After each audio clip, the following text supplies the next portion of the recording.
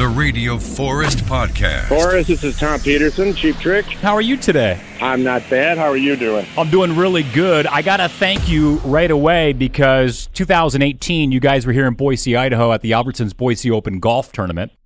We hung out backstage briefly, but my son at the time was under one and we couldn't get a sitter, so I brought him. And you guys took pictures and held him. And so on his wall, so now he's like 3, on his wall in his room is a picture of him under one chatting with Cheap Trick. And often he'll go, "Hey, Dad, who's that?" And I'll go, "Oh, that's Cheap Trick." He won't actually remember it, but he'll remember seeing that photo. So it's sort of like he remembers it. Pretty crazy that he's under one and already met a band as big as Cheap Trick. I don't think I met anybody famous.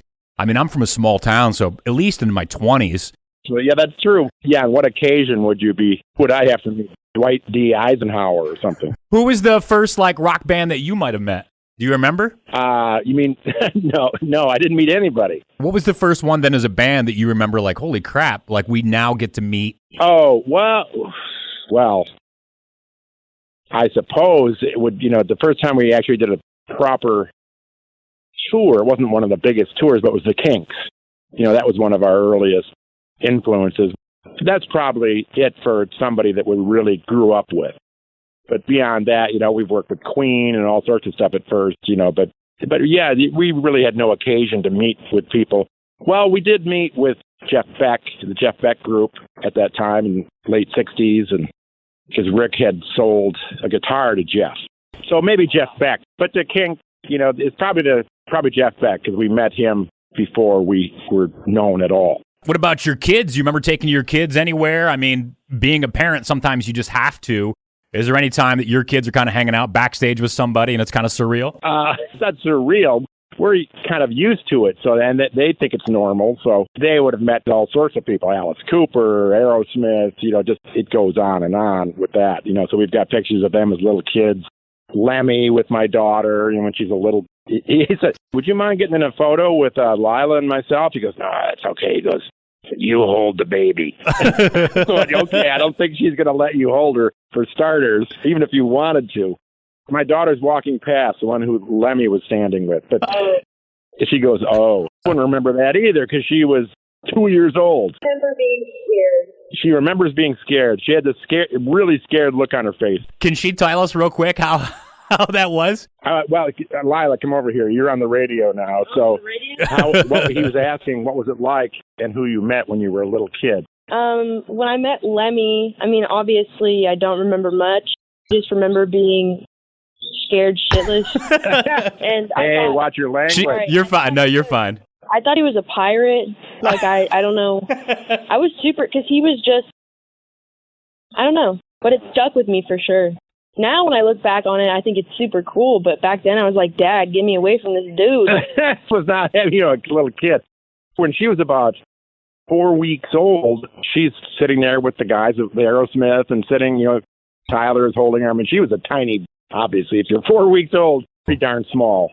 We were playing with them somewhere near where we lived, and they were hilarious seeing that. There's Tyler holding a tiny little baby. It's just that kind of thing. So.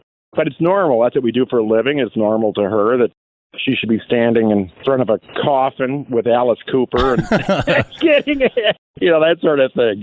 Crazy. Dude, all of my family, my family history school projects when I was in elementary school, everybody would react so weird because I had, teachers were like, "Bring in baby pictures." And there's me with Alice Cooper. Alice Cooper in a coffin and a python. There's me with Satan. Oh, that's nice. Oh, that's good. Yeah, we don't, does anyone really know Satan? But, that's like, what are you doing? That's a baby. Well, we didn't leave her with the people. If you had a picture of Lemmy holding your child and victim services saw that, they'd be at your door immediately. Well, he didn't want to. No, so, I know. You hold the baby. But it's funny, though, the pictures I've got with her and him, I'm in there too. I am holding the baby. We met his biographer, or the guy that did the big documentary on him. So he was with Lemmy and following him around everywhere. And he goes, "Wow." He goes, "Lemmy." I showed him the picture, and he's like, "Oh my God." He goes, "That's one of the few photos I've ever seen of Lemmy where he's actually smiling." Yeah, I never thought about it that way. You would know. He goes, "Oh yeah, could you send me that? That's so cool." Lemmy smiling in a couple of them. Wow. Wasn't somebody that walked up to him and goes, "Hey, By the way, this is your baby. Like, what? Oh yeah, I didn't think about that. Who's that? Your baby. Whose baby is this? That's yours. Ah, boy. Oh boy. You had mentioned Queen real quick when you guys opened up for them. I know it was pretty early on. Correct me if I'm wrong in the band's career. Yes. Were they like gods at that time? Were they? I mean, they were pretty big. This is like late 70s, maybe early 70s. Oh no, it wasn't early 70s. It was probably. I don't remember if we had a record out. What had happened was they had heard an advanced copy of our record and really liked it. What happened was Thin Lizzy was going to open for them in the U.S. They had some visa problems, so they couldn't do the first couple of shows. So we got them. They were in the Midwest, so we were in Milwaukee and Madison. I don't remember where we were exactly. I should remember, but so we got to work with Queen, and it was such a nice compliment because they go, "Oh, we love that record. That first record of yours, actually our only record." Like, wow, you heard that? It's like, yeah. So that was really the first big act like that we had ever worked with. That definitely did not hurt in Japan because they were so huge, really worldwide by that. I think they were on their third album or something by that time.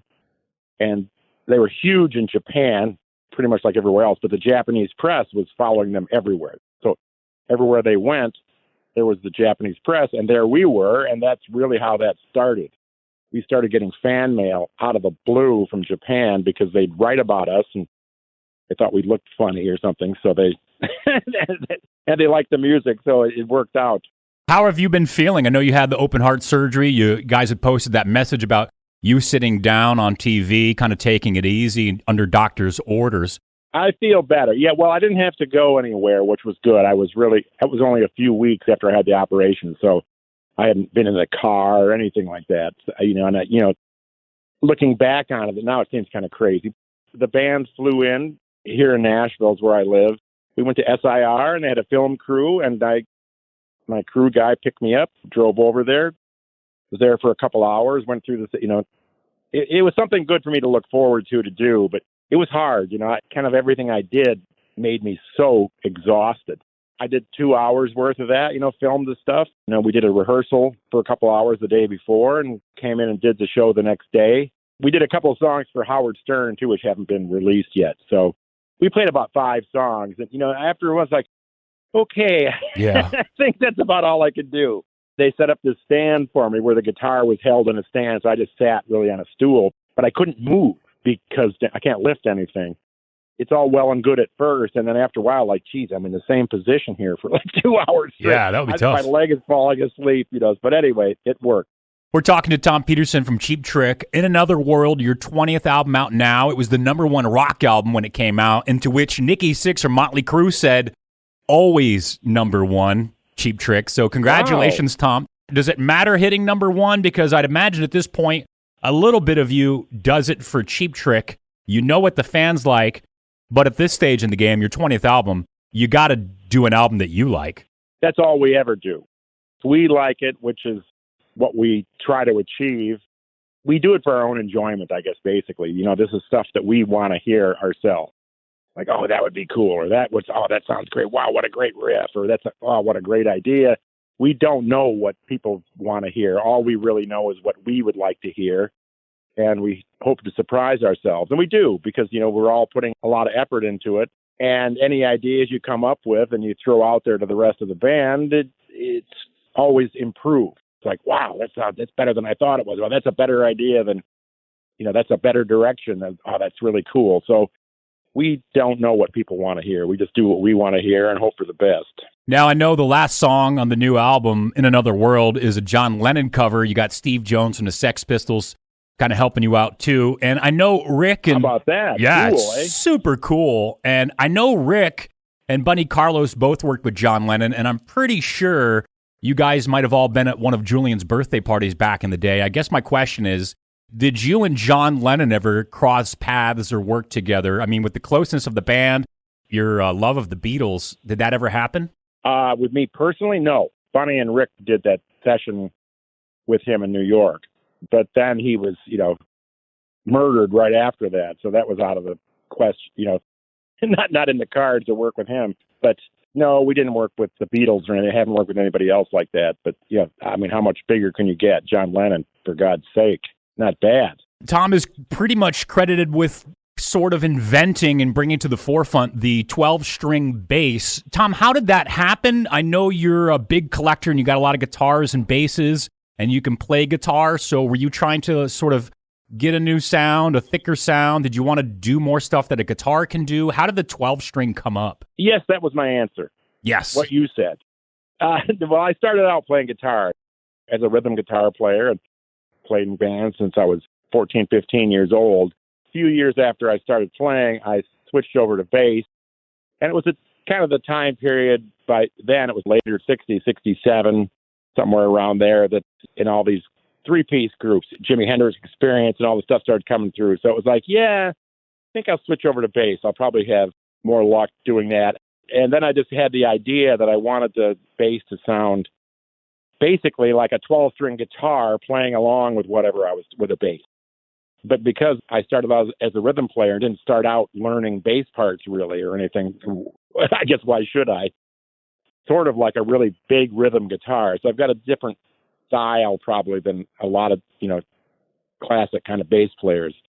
I didn't start out following the rules about, okay, the bass has to do this and you've got to follow that. It was never like that. It's just like, just do whatever sounds good and so what?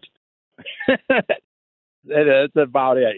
We just really do it for fun, like, oh, that's a good idea. What is that? Who knows? Like that worked. Maybe you can school me on this. I don't know 100% the story. I know you guys sort of took over the theme song for that 70s show, but even I think in the first two seasons, it still has that hook, which sounds very Cheap Trick-ish. So was it written and then you did it? Did you ever say like, hey, we're all right? That's pretty damn close to Cheap Trick anyway. Was it written specifically for you? How did that? That song was written by Alex Chilton. Big Star did that song originally. It's called Out in the Street. I think that's the proper title.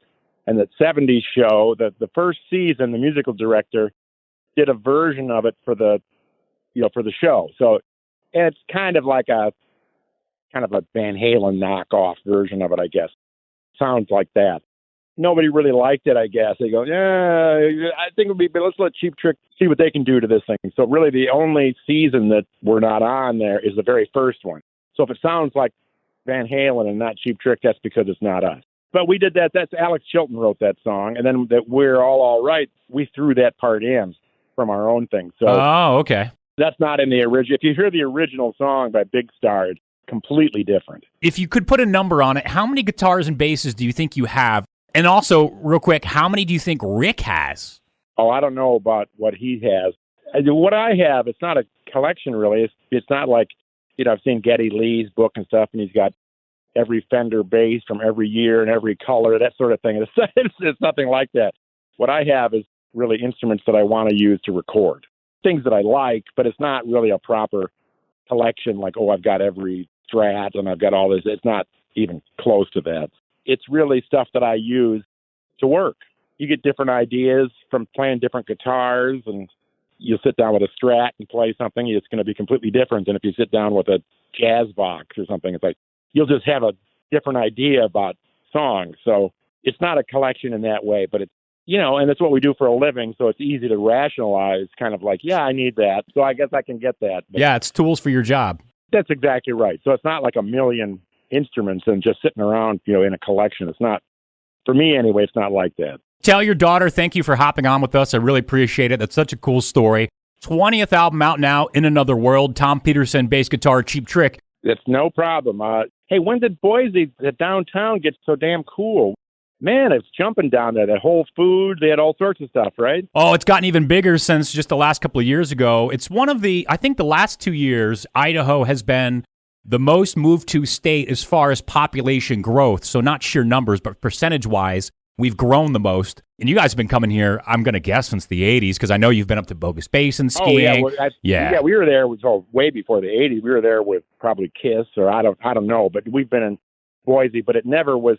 It's that little, I don't know about the outskirts and all the, whatever, the suburbs and all that, because that's not where we are. We go to a place, we're in a hotel, and we don't have any car or anything. So wherever we can walk to is where we go. But that little downtown, I think they even had a coffee shop from Rockford, Illinois, down to the little main drag. And there was all sorts of good stuff, all in one spot, like 5-6 blocks straight of really cool restaurants and good stuff. It's grown even more since you guys were here in 2018. I would guess there's no less than 4 new hotels just in downtown since you were here in 2018. Like, you won't recognize it very much when you come back. There. Okay, so it was a few years ago. Yeah, I remember. Really was surprised. We hadn't been there in a while, and a lot of times you just roll through and you play, and then you go somewhere else. You don't even stay there. But it's like, wow, I think we had a day off, and it's like, they got all sorts of good stuff down here. This is great. Yeah, we got a lot of culture coming. You'll love it the next time you're here. Cool. Forrest, I'll see you somewhere in Idaho.